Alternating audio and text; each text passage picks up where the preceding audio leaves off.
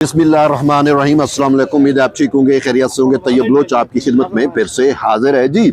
सबसे अहम, अगर आपने DGISPR की कल की स्टेटमेंट सुनी होगी, DGISPR ने बड़े वाज़े तौर के ऊपर जो है वो पूरा का पूरा एक बयानिया जो PTI का था, खुसूसन दहशत गर्दों से मुज़ाकरात का, दहशत गर्दों से टाक का, दहशत गर्दों की हमनवाई का, उसको उधेड़ के रख दिया।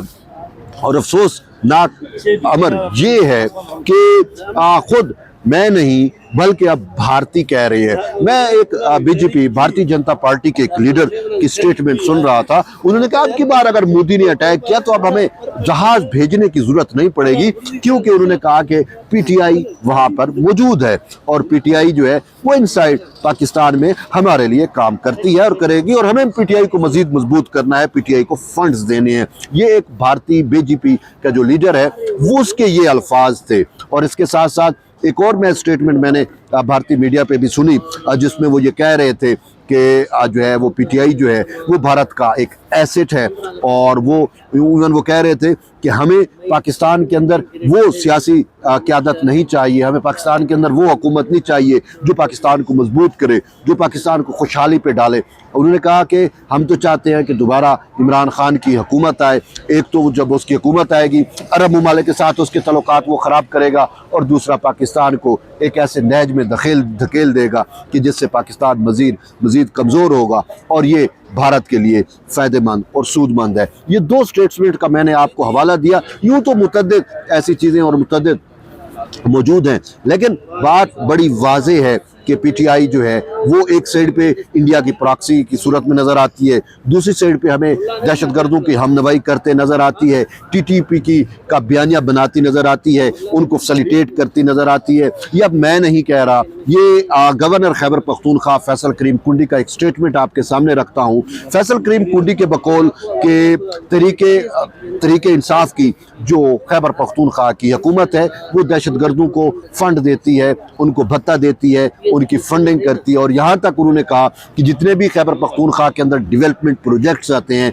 उनमें बाकायदा उनका कमीशन रखा जाता है, उनमें बाकायदा उनका हिस्सा होता है। अब ऐसी सूरत हाल जब आपके सामने हो तो फिर आप जो है वो समझ सकते हैं। दूसरी साइड पे अगर मैं देखूं कि DGISPR ने जो कहा कि खैबर पख्तूनख्वा की में सबसे ज़्यादा अगर किसी ने कुर्बानियाँ दी हैं तो वो ANP ने दी हैं। ANP के देखिए, ANP की सारी क़यादत दहशत गर्दों के हाथों मारी गई। ANP का कसूर क्या था? ANP का ये कसूर था कि 2008 से 2013 के दरमियान जब खैबर पख्तूनख्वा में उनकी सूबाई हुकूमत थी तो ANP ने जो है वो दहशत गर्दों के ख़िलाफ़ ऑपरेशन लॉन्च कराया। वफाक में पाकिस्तान पीपल्स पार्टी थी तो वहाँ पर सूबाई हुकूमत उनकी थी। फ़ौज को उन्होंने खुली छूट दे दी। फ़ौज को कहा कि जहाँ जहाँ पे स्टेट रिट नहीं है, जहाँ जहाँ पे दहशत गर्दों ने जो है वो अपनी शैडो गवर्नमेंट कैम्प की हुई है, उनको उन इलाकों को क्लीन किया जाए, ऑपरेशन किया जाए। और फिर हमने पहली दफ़ा IDPs इंटरनल डिस्प्लेस पर्सन भी देखे, सवात में ऑपरेशन हुआ, बाकी खैबर पख्तूनख्वा के दीगर हिस्सों में ऑपरेशन हुआ। जहाँ पे स्टेट रेट नहीं थी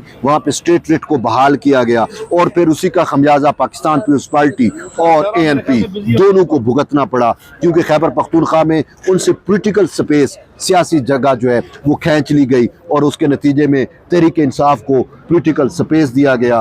तहरीक इंसाफ को वहाँ पर जो है वो परवान चढ़ाया गया, और उसके पीछे दहशतगर्द थे। ANP और पीपल्स पार्टी जो है वो इलेक्शन मुहिम के दौरान खैबर पख्तूनख्वा में जहाँ भी जो है आवाम को इंगेज करने की कोशिश करती, इन पर दहशतगर्द हमले होते, इनके खिलाफ कार्रवाइयाँ होती, इनकी लीडरशिप को मारा गया, इनकी तो आपके सामने है। तो वजह क्या थी? वजह ये थी कि PTI की स्पेस बनाई जाए, और फिर यूँ PTI को वहाँ पे पॉलिटिकल स्पेस दिया गया। PTI ने पॉलिटिकल स्पेस लेने के बाद सबसे पहला काम क्या किया?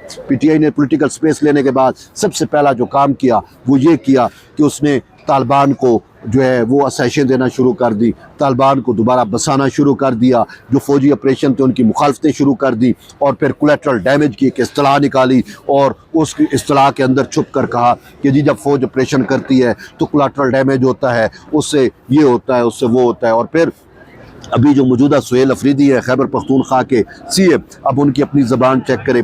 वो मेरा सवाल था जो कल DGISPR ने अपनी प्रेस कॉन्फ्रेंस के दौरान चलाया, जिसमें खैबर पख्तूनख्वा के CM ये कह रहे हैं कि फ़ौज जो है हमारी मसाजिद में कुत्ते बांधती है। अब वो किस वाक़े की तरफ इशारा है या مجھے تو آج تک ایسی کوئی بات ہمیں تو کبھی ایسا نظر ہی نہیں آیا، لیکن سی ایم صاحب نے جو ہے وہ ایسا کہہ دیا۔ وہ میرا ایگزیکٹ سوال یہ تھا کہ آپ جو ہے وہ کولیٹرل ڈیمیج کی اصطلاح استعمال کر کے آپریشن کی مخالفت کرتے ہیں اور پاک فوج کے خلاف آپ ایک بیانیہ بناتے ہیں، تو اس پہ انہوں نے کہا تھا کہ آپ کو نہیں پتہ کہ یہ فوج ہمارے بچوں کے ساتھ کیا کرتی ہے، ہمارے ساتھ کیا کرتی ہے، ہماری مساجد میں کتے باندھتی ہے، واٹ ایور۔ یہ اس کا سٹیٹمنٹ تھا، جو اس کا حوالہ کل D G I S P R نے بھی جو ہے اپنی پریس کانفرنس میں دیا۔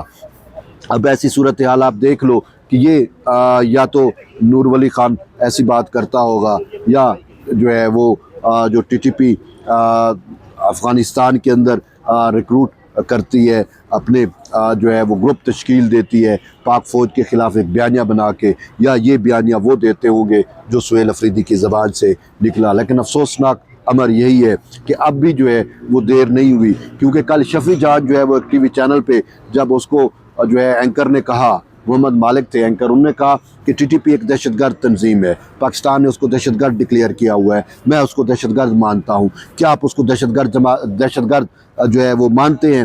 تو انہوں نے کہا کہ نہیں، میں ٹی ٹی پی کو دہشت گرد نہیں مانتا۔ انہوں نے ٹی ٹی پی کو دہشت گرد ماننے سے ہی انکاری تھا۔ تو اب آپ سن لیں، دیکھ لیں کہ جب پوری ریاست ایک ٹی ٹی پی کو دہشت گرد مانتی ہے، ٹی ٹی پی جو ہے وہ پاکستان میں دہشت گردی کرتی ہے، فتنۃ الخارج کا اس کو نام دیا گیا ہے، انڈیا اس کے پیچھے ہے، تو ایسی صورتحال میں خیبر پختونخوا کا ایک صوبائی ترجمان حکومت کا بیٹھ کے کہتا ہے میں اس کو دہشت گرد نہیں مانتا، تو پھر اس سے بڑی ہم نوائی کیا ہو سکتی ہے؟ اور پھر یہ میں نہیں تھا، یہ خود تحریک انصاف کے بانی چیئرمین تھے، جنہوں نے آن دی ریکارڈ یہ سٹیٹمنٹ دیا کہ یہ جو ٹی ٹی پی کے جو لوگ افغانستان میں چلے گئے ہیں ان کو اب گولیاں تو نہیں ماری جا سکتی، ان کو واپس جو ہے پاکستان لایا جا سکتا ہے، ان کو بسایا جا سکتا ہے، اور یوں 25 سے 35 ہزار کے درمیان کا ایک فگر بھی آتا ہے کہ عمران حکومت کے دوران ان کو 25 سے 35 ہزار جو دہشت گرد تھے